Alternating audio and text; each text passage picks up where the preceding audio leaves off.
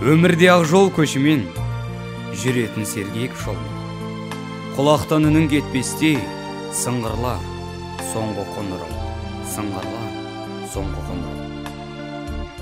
Тараз қаласындағы Назарбаев зияткерлік мектебінде соңғы қоңырау бірінші рет сыңғырлады.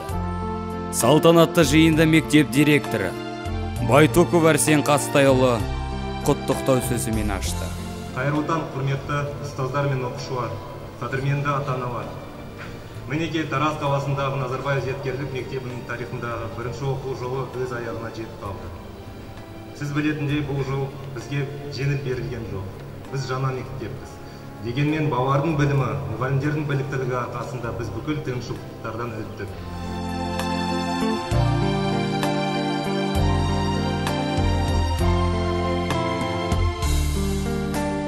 Бүгін міне, көзді ашып жұмғанша Назарбаев зияткерлік мектебінің соң қоңырау соғылғалы отыр. Мектебіміз бізге аз уақыт ішінде көптеген жетістіктерге жеткізді. Көп нәрсені үйрете білді.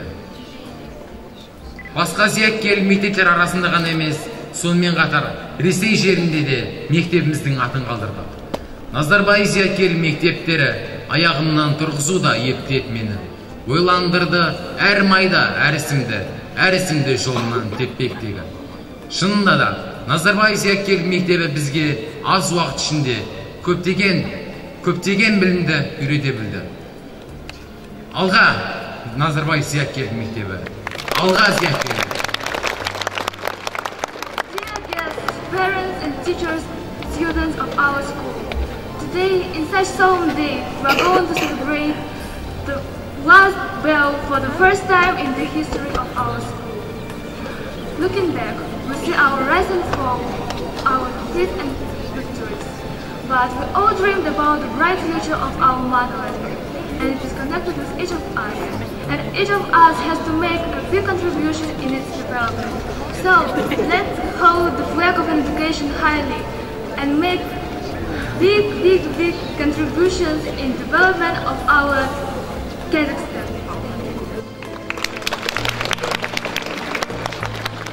Уважаемые гости, родители, учителя и ученики, сегодня в истории нашей школы в этот торжественный день впервые прозвенит последний звонок.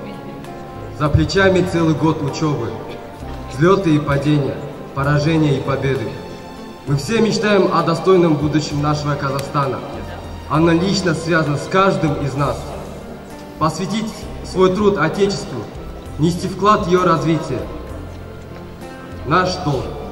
Так давайте же высоко держать знамя образования, своими успехами в учебе достигать небывалых высот.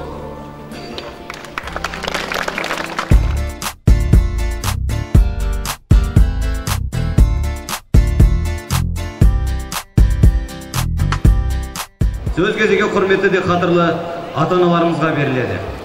Елбасымыз Нұрсұлтан Әбішұлы Назарбаев өз жолдауларында дамыған елдер қатарында ену үшін сапалы білім қажет екенін атап өткен еді.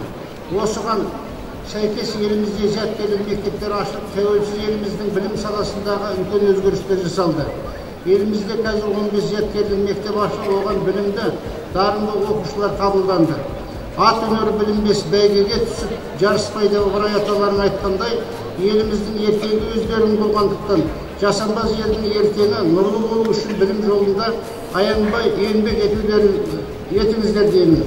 Кез келген дамыған елдермен тереземіз тең болып, иық тірестіру алу үшін тек білім ғана жолдас болады. Әл-Фараби аталарын тәрбиесіз білім адамзаттың қас жауы деген еді. Сондықтан білім мен тәрбиені қатар ұштастырып, ұстаздарымыздың, ата-аналарымыздың сенімін ақтаңыздар. Сіздер осы мектептің алғашқы оқу жылын аяқтап отырсыздар. Алдағы жаңа оқу жылында да осындай көңілмен қарсы алыңыздар. Ғылымның биігін бағындырып, еліміздің айтулы азаматтары болыңыздар. Ақ жол тілеймін.